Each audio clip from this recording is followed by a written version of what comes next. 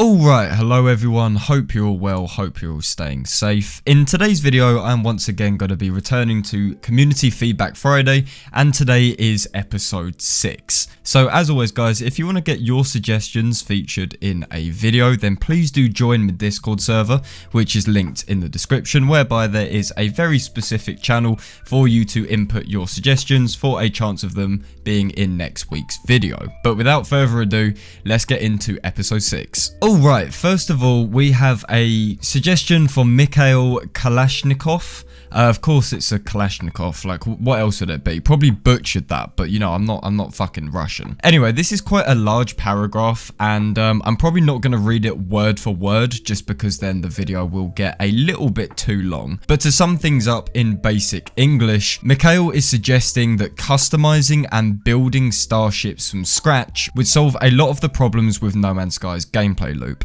He argues that the mining in No Man's Sky exists only to get better at mining.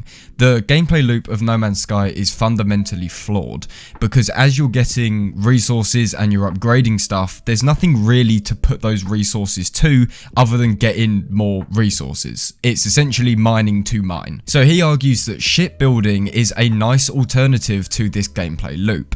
He states that it provides an end game as well, so something to do when everything else has been completed. If it uses procedural generation as well, then it could technically be infinite, but looking at the direction that No Man's Sky has taken recently, I'm not entirely sure how extensive the procedural generation would be. But shipbuilding is an age-old request. It is something which has been spoken about for a really goddamn long time, but the thing is, I still love to see this come up in the modern day. I wouldn't say I'm necessarily against shipbuilding. In fact, I think it's a fantastic idea, especially when No Man's Sky does indeed utilize procedural generation. It would make sense, and it would provide an alternative to ship hunting, whereby you have to go to specific coordinates, spend hours reloading saves and so forth. That's obviously not for everyone, and an alternative would definitely be welcome. I especially like how Mikhail says that building can only be undertaken with a certain level of experience. So he says after buying a certain amount of ships or discovering a certain amount of ships, you can then kind of take the technology which you have learned and build it for yourself. Therefore, the core experience of ship hunting stays intact for those in the community that do enjoy that. But yeah, it's a fantastic suggestion. Thank you very much, Mikhail. Again, probably said your name so fucking wrong. Alright, moving on to suggestion number 2 by The Dude, and they say the following. I'd like to have the ability to save my freighter base loadout, so when I change or upgrade my freighter, I don't have to redo my base again. I use my ship base the most, and when I see a better freighter, I'm usually hesitant on buying it just because I spent so much time detailing the interior. I don't want to have to do it all over again. Also, it'd be nice to place music makers in your freighter base too. Alright, so this is a very simple suggestion, and simple suggestions are really nice to see. So freighter base loadouts are actually a great idea. I myself have had a lot of experience with this, mostly where you buy a freighter, you build it a little bit, but then find a better one and have to start everything from scratch. It is incredibly annoying having to constantly rebuild layouts, which you might have spent quite a bit of time on. And as well, most players gradually get better freighters instead of immediately getting an S-class. Because of the chance that's involved with finding freighters, no one is immediately going to bank some big top tier freighter. It's a gradual process whereby you slowly upgrade as you get more money, so it would make sense to allow us to carry over our original layouts or so forth. Otherwise, what is the point in even using one unless it's a good class? You might as well not get a freighter unless it's an S-class. So yeah, this is a nice simple addition, but it's one I haven't heard before, so thank you very much. Alright, next up we have a suggestion from Gamenstein999, and this individual included a TXT file with an absolute boatload of suggestions, the majority of which I'm not going to cover because there is just so many. But thank you for this text document. I did give it a read and I thought it was really fucking good, but I did pick one very specific point which I'd like to include for this video. Seamlessly traveling from planet to space was a great job, but doing the same between systems, like traveling from one system to another, using pulse drive with gravitational assist from planets or sun, sort of like a slingshot, would be much appreciated. Alright, so manually traveling to star systems is once again an age-old request. In fact, I think this was something that Sean initially promised in his pre-release videos, and yeah, we haven't exactly got it. There is a good chance that this probably got removed alongside the realistic space physics as well, like planet rotation, different levels of gravity, things like that.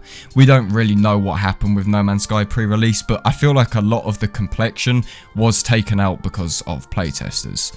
Anyway, besides the point. So obviously something like this would require major adjustments to gameplay, and I'm going to be the first person to say that having something like manually traveling to systems isn't the most likely addition, but that doesn't mean it's not a great addition, especially if you keep Hyperdrive, because Hyperdrive is essentially No Man's Sky's gameplay loop. Without it, you don't really have a means of going anywhere or really a reason to mine in the slightest, but have the option to go there manually as well, a little bit of both. It would be a nice alternative to running out of fuel and having to mine to get resources, especially if you're not a person that enjoys mining, and even if you're really close to a system, because some of them are quite close on the galactic map, you should just be able to fly there on your own with pulse drive. And as said by Gamenstein, if planet to space is possible and really well polished in No Man's Sky's current state, then this should indeed be possible. I say it should be possible, but I'm not necessarily saying it's realistic. It's a very ambitious want, and I'm not ever going to sit here and say that I don't want to see this, but at the same time, Hello Games, I think, have their work cut out a little bit much to do this. But yeah, it is a great addition. Thank you very much for suggesting. Alright, moving on, we have a suggestion from Maeve, and again, this is a big old paragraph which I won't read word for word, but they pretty much summed it up right at the bottom with rare primitive civilizations on planets. So this is a extremely ambitious request that focuses on the concept of being able to find very early stages of civilized life on planets.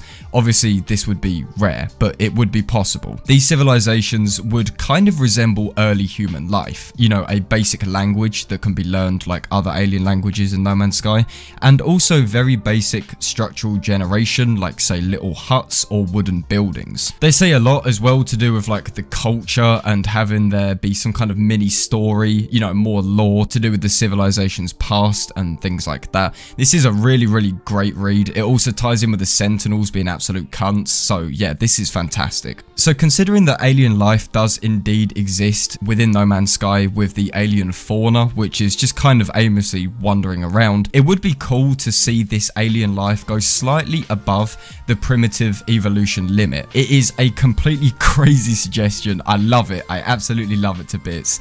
Again, a very ambitious one, but my god, would this be fucking incredible. I think it would also add another layer to No Man's Sky, because obviously we have the three races and we have the Traveler, but we don't really have anything else apart from the Sentinels, especially considering that the vast majority of planets in No Man's Sky do house alien life, but none of it goes beyond very primitive stages of evolution. It is a little bit of a loophole, I guess you can say that. And again, I know it is a big ask for Hello Games, but something like this would really add a twist to No Man's Sky, and I for one would 100% like to see it. Thank you very much for this. This is very well thought out. And finally, we have a suggestion from Cinco. So he says the following: freighter stations. I recently made this idea, a Dyson Sphere station where freighters, frigates and small ships can dock and land. It will be a huge thing and very rare. It will also act as a hub of sorts. It will be extremely expensive to build and need at least 20 players in the system, so that they are very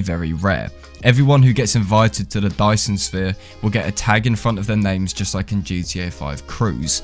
Everyone can have a cabin that is around 8x8 tall, and they can fully customize it. When a Dyson Sphere is built, the closest systems will gain economical boosts.